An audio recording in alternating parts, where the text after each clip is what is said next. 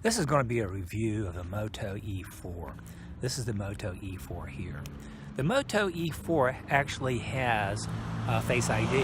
I'm going to look at it and clip it on, and let's see here. If I look at it directly and it opens up.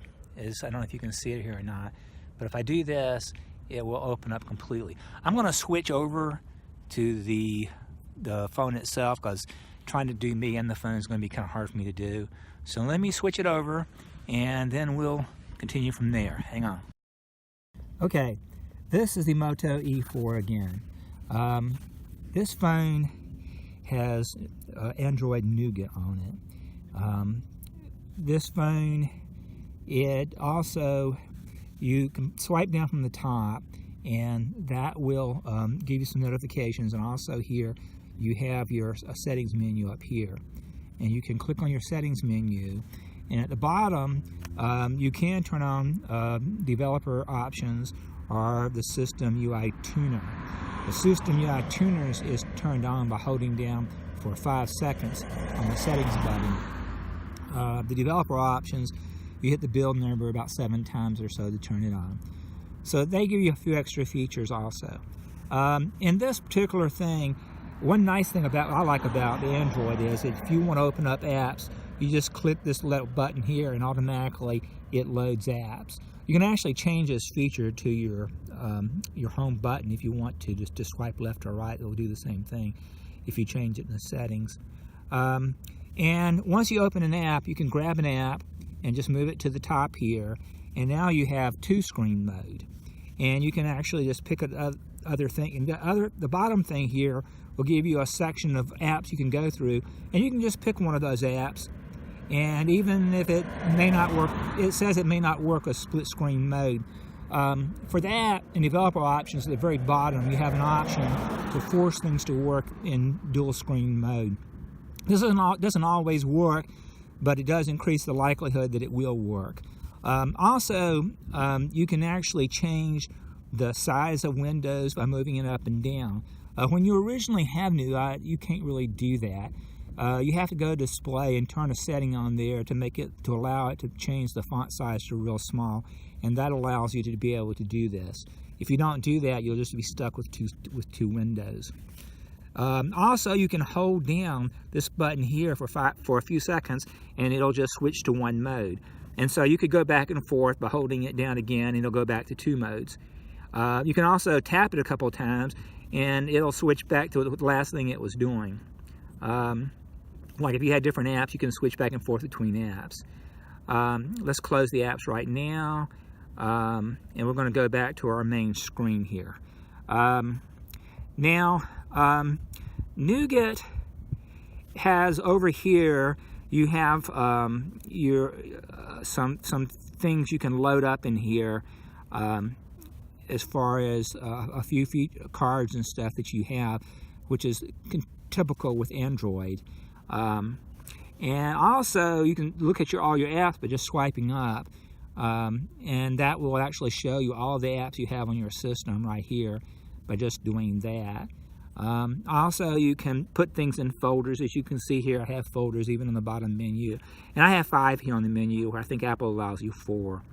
And also we have we can also unlock here. Let's turn this off again, click it off, turn it back on here, and we also have Touch ID, and Touch ID will unlock it. So we have both Face ID and Touch ID on this phone.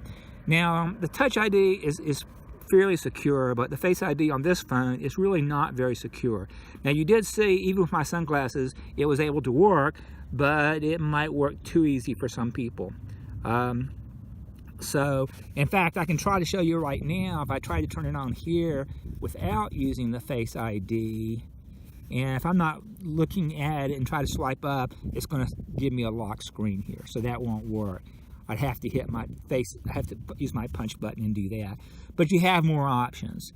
But unfortunately, as far as security, you wouldn't want to use the Face ID on this. The size of this phone is actually almost the same size as the iPhone 10.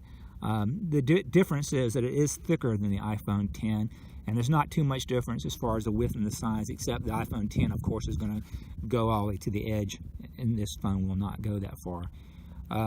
But this is a pretty good phone, and it has some pretty interesting features on it. And it was $40 at Walmart.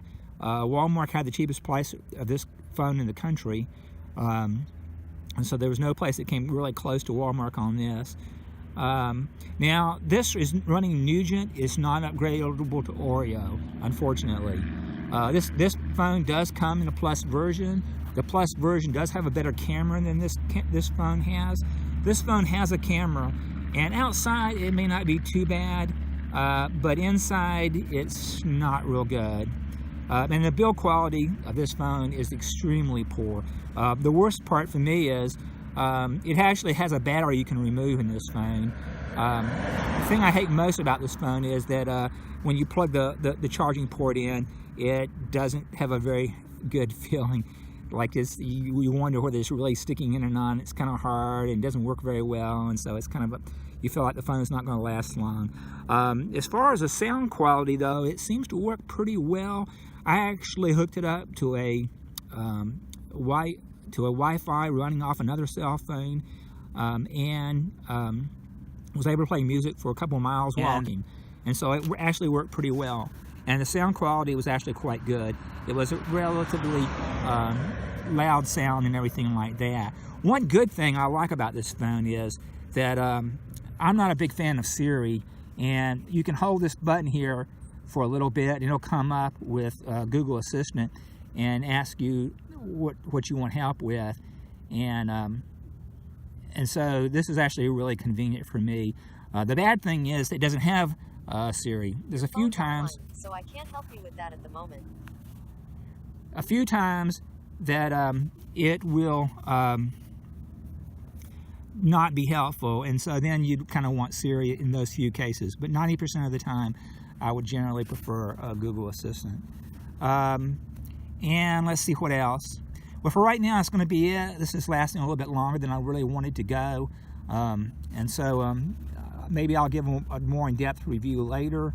But for right today, this is the Moto E4, and let's see what